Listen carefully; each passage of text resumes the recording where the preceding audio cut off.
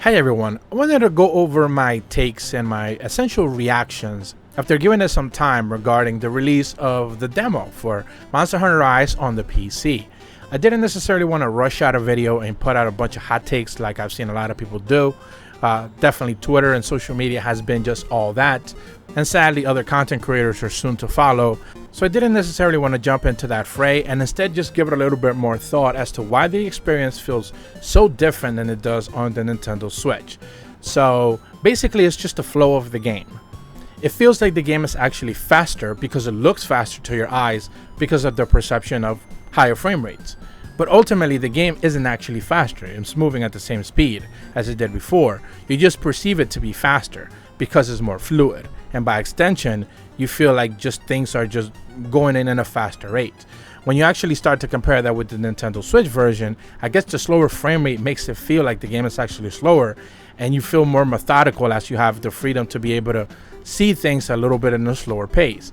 And the interesting thing is that on PC, the fact of the matter that the game is faster and you get to see more frames, it actually gives you a better chance to see the wind-up moves that the actual monster have. So you have a better chance to perceive when to actually dodge and get the hell out of the way from their attacks. That's pretty much the biggest takeaway that I've actually seen in direct comparison. Because they are telegraphing their moves earlier, you have the freedom to be able to just get out of the way faster, which is something that wasn't necessarily one of the biggest criticisms when it comes to Monster Hunter Rise. In fact, the fact that the game is not necessarily as difficult as previous Monster Hunters has been one of the actual things that just kind of made it more appealing to new players, for appealing to new people who haven't necessarily played Monster Hunter games in the past. So the fact that you're actually now are able to telegraph moves a little bit easier and basically just makes the game a little bit easier to respond to, it just makes it like even more easy entry level experience for anyone willing to jump in, regardless whether you played it on Switch or you haven't played it at all. So I think that's one of the probably more underrated features. I think one of the biggest takeaways that I haven't necessarily seen anyone bring up, just the fact that the game feels easier because you're just able to telegraph things a little bit better. The flow is just smoother, and because it's smoother, you can actually telegraph things a little bit better. So in that regard, I do feel like that's a bonus for sure if you're a new player to the series and you're just looking to jump right in. Now, of course, the second takeaway is the visuals, right? But realistically, the game looks the same. If you were upscaling the Switch version, which already some of the other people were doing, I talked about that in the past in several videos, people were already running emulated versions of the game on PC. It pretty much looked like that without the high visual textures, the high definition textures. So other than that, which is like one of the biggest takeaways, I guess, visually, the game pretty much looks identical in that regard. Obviously it looks better, but it's one of those things that I've seen like a lot of social media people say, like it's night and day difference. Like if it's actually like a remake or a remaster or something like that, and it's like it's kind of silly. It feels like overblown and over the top because at the end of the day it's still the same game. So in that way, I just don't necessarily understand that. Obviously, the PC version was always going to look better. When it comes to Sunbreak on PC will always look better than the Switch version. It's comparing a high-powered device versus a handheld system. It's just ridiculous comparison to begin with. So I don't necessarily understand that. So visually, I do think the takeaway from that is just that, yes, it was a given. It was supposed to look better. So not necessarily all that impressed. When the Switch version already looked as good as it did, remember that Monster Hunter Rise on Switch is probably already one of the best looking games on the system. So, it was what it was. Saying that the PC version looks better than the Switch version doesn't automatically make the Switch version look bad. It just makes it look worse. But worse isn't necessarily bad in this case. The third point that I wanted to touch upon, I guess, is just the freedom of being able to play on PC how you want.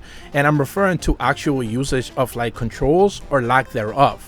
I've seen people posting stuff like PC flying simulation game joysticks and like comparing that and using that to basically play the game, which is really silly, but it's just one of those things that of course they're going to do. Eventually someone will be trying to play the game with a wheel, one of those racing wheels and stuff like that. So that's always fun to see. But the fact that you can just pretty much plug in any controller essentially and play the way you want to play, I think people haven't necessarily haven't had that freedom on Switch, or at least at the very least, I guess I should say, don't know that they have the freedom to be able to do that on the Switch. I personally have talked about how I use a DualSense controller on my Nintendo Switch when it's docked because I use a May Flash controller. pretty much the Mayflash controller gives me pretty much no input lag, or almost a zero input lag. So I'm able to use any controller that I want, and I use the DualSense from the PlayStation 5. Because it's the most comfortable controller for me, because I have big hands and it just feels comfortable to use. I don't care about the rumble and stuff. That's overplayed and ridiculous how people like overreact on it. But the actual controller feels really good to hold. Whereas the Xbox Series X controller that I have, not necessarily a big fan of. It feels kind of tiny when you are kind of used to playing with the DualSense. And the Pro controller for the Switch to me is kind of crap. I'm not a big fan of it at all. And the Joy-Cons, don't even think about it. So I don't even want to get into those things. So I use the DualSense when I play on Switch, and the controller feels good. But again, I use a Mayflash controller adapter to be able to use my controller. Whereas like I don't necessarily think a lot of people know that's an option. So they're just kind of stuck using Joy-Cons or Pro controllers. And again, at the end of the day, you don't have to do that. But on PC, you can use any controller you want. That's the beauty of it, right? So at the end of the day, I think that having that freedom now that PC players are going to have, not only on being able to use a keyboard, which I'm never going to be a fan of. I've never understood how people play with a keyboard, but I understand that it's really good for shooters. But they have now that freedom to be able to use a keyboard if they want. They have the freedom to use any joypad, any controller, any flight stick, anything that they want to use to be able to play the game. I think that's always a bonus.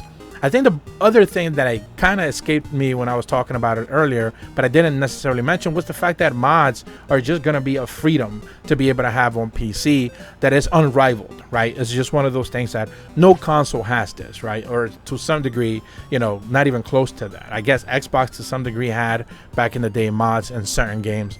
But at the end of the day, PC just has mod support, and players are going to be able to do a lot of things to this game. They certainly did it to World, and they certainly did it to Iceborne, so they're going to do it to this game as well. In fact, so much so that I talked about it just a couple of videos ago, where I saw a couple of other, let's say, data miners talking already about how they're just going to upload their saves from Switch onto, you know, a PC and just find a way to be able to put them on the game running on PC, and it's just not going to be a problem. Something that Capcom doesn't want to do, mods and essentially modders are going to end up doing for them, because they don't necessarily want to support it. So while crossplay might not be an option, cross saves might definitely be, if you go through the ringer of like actually dealing with, you know, modding and stuff like that. So definitely is going to be something that I'm going to talk about in the future once the game releases on PC. And if it definitely becomes, I guess, entry level kind of easy, like something that I can think other people can emulate easy enough, not emulate like piracy or like even just play other games, but like something that they can actually do, like I'm definitely going to talk about it, because it's something that I would definitely love to do. Just bring over my character from Switch onto PC.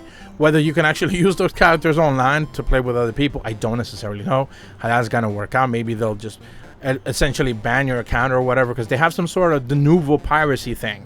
That was another thing that was brought up just recently today when the game, the demo launched. It was like essentially has de novo. So that thing is going to be pretty much broken in a couple of days after the game launches, or if not already, the demo most likely is going to get it broken. There's no real reason to do it on the demo, but they're going to look into how to get rid of it sooner rather than later. So at the end of the day, I think that, you know, most likely bringing over your save data through mods is going to be a really cool experience to have, and it's something that I'm definitely going to try to cover as we get closer to the launch of the game. But other than that, those are my takes pretty much on the entire experience on PC. Does the game look better? Of course, absolutely, and it's supposed to, so you don't get extra bonus points for that. Is fluidity the biggest takeaway from everything? I do think it is that. The game feels easier. By extension, I was able to take out Magnum Malo without much of a problem doing the quest by myself. And this is something I wasn't able to do on the Nintendo Switch originally when the demo was out. So that was fun. And then at the end of the day, it was just kind of one of those experiences where, like, you know, now you have the freedom for mods and being able to use whatever controller you want, and all the freedoms you have with PC. Does all of this excuse the fact that there's no cross-play or cross-save supported by Capcom? Absolutely not. Do I feel very happy that I have to shell out another $60 without me having the access to my character? No. I was going to buy the game regardless. I plan to support it. I plan to buy it on PC, especially to cover it. But it's very much one of those things that I'm not necessarily too thrilled to give Capcom money, when I know that they could have done a better job when it comes specifically to that kind of support. And this is another thing. I've seen so many people make excuses for them, not just for Capcom, but actually act like Nintendo are the ones behind not there being crossplay or cross saves, which is the furthest thing from the truth. It's just ridiculous how people are obviously, of course, trying to act like Nintendo are the ones responsible for this when it's Capcom doing this. And I've not wanted to make a video on it, like just to like fully break it down. I've talked about it casually in videos, but I've not really gone into full details as to why. But at the end of the day, it's just kind of ridiculous to me how just, as per always, people try to blame Nintendo for something when it's clearly Capcom at fault here. So, you know, it is the internet, so it doesn't surprise me at all. But that's going to be it for this video. Hopefully you enjoyed my ramblings on the PC version of Monster Hunter Rise, and I'm going to try to cover it as best as possible. If any more information is found, you know I'm definitely going to be talking about that in the hush hush, if you definitely know what I mean. But if you're brand new to my channel, be sure to leave a like and subscribe. Hit the bell to receive the notifications when the videos go up. And as always, thank you so much for watching. See ya.